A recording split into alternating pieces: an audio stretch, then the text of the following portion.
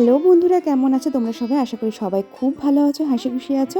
আমি জয়ী আজকে অনেক দিন পর আরেকটা রেসিপি নিয়ে তোমাদের সামনে আজকে চলে এসেছি। সেটা হলো হাঁসের ডিমের কষা।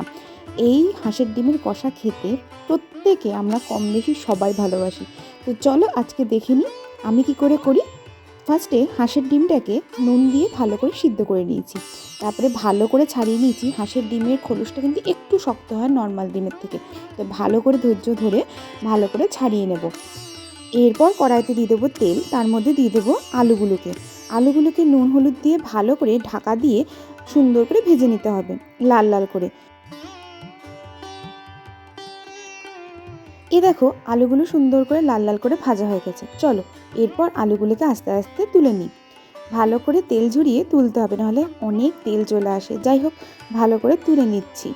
এরপর সেই তেলের মধ্যেই আমি দিয়ে দেবো হাঁসের ডিমগুলোকে নুন হলুদ দিয়ে ভাজার জন্য, এবং হাঁসের ডিমগুলোকে কাঁটা চামচ দিয়ে বা ছুরি দিয়ে তোমরা একটু একটু করে কেটে দেবে বা ফাটিয়ে দেবে, যাতে নুন হলুদগুলো ভালো মতো ডিমটার মধ্যে ঢোকে।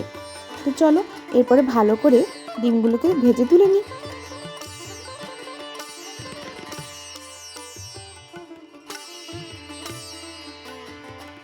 ডিমগুলোকে একটু ভালো করে ভেজে নেব লাল লাল করে, কারণ হাঁসের ডিম একটু ভাজা না হলে ভালো লাগে না। তো একের পর এক ডিমগুলোকে তুলে নেব ভাজা হয়ে যাবার পরে, এবং সেই তেলের মধ্যে দিয়ে দেবো তেজপাতা এবং গোটা গরম মশলা ফোড়ন। গোটা গরম মশলার মধ্যে আমি 5টার মতো এলাচ দিয়েছি, আর একটা দারচিনি আর লবঙ্গ দিয়েছি। এরপর দিয়ে দেবো কাঁচা লঙ্কা আর পেঁয়াজ বাটা।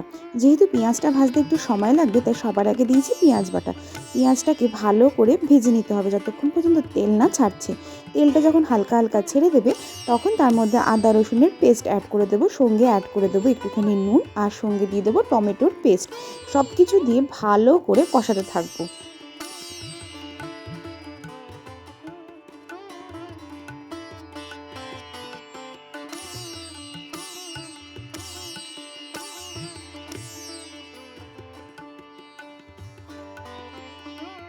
যখন মশলাগুলোর থেকে দেখো তেল ছেড়ে দিয়েছে, তখনই আমি দিয়ে দেবো হলুদ, তার মধ্যে দেবো জিরে গুঁড়ো, ধনে গুঁড়ো, স্বাদ মতো নুন, স্বাদ মতো চিনি, গরম মশলার গুঁড়ো, আর সঙ্গে এটা আমি দিয়েছি মিট মশলা। তোমরা চাইলে নাও দিতে পারো, বাট দিলে সত্যি ভালো লাগে।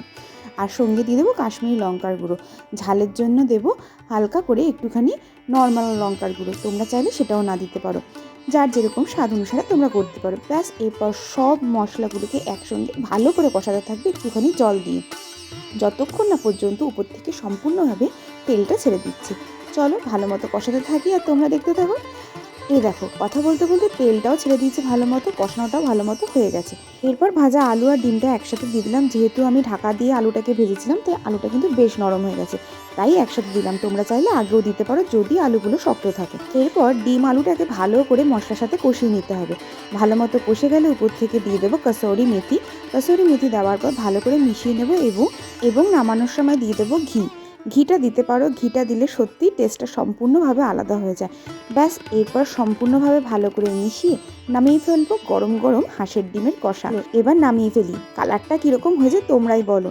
ভীষণ সুন্দর লাগছে আমার, আর খেতেও তেমনই সুন্দর হয়েছিল। হাঁসের ডিমের একটা আলাদাই টেস্ট আছে, যতই নর্মাল ডিম করা হোক না কষা, কিন্তু হাঁসের ডিমের টেস্ট আলাদাই। গরম গরম ভাতের সাথে এরকম পরিবেশন করো হাঁসের ডিম কষা। তো আজকের জন্য এখানেই বিদায় নিলাম, দেখা হচ্ছে নেক্সট অন্য কোনো ভিডিওর সাথে। ততক্ষণ অবধি তোমরা সবাই ভালো থেকো, সুস্থ থেকো, আর হ্যাঁ, হাসি খুশি থাকতে ভুলো না কিন্তু। বাই।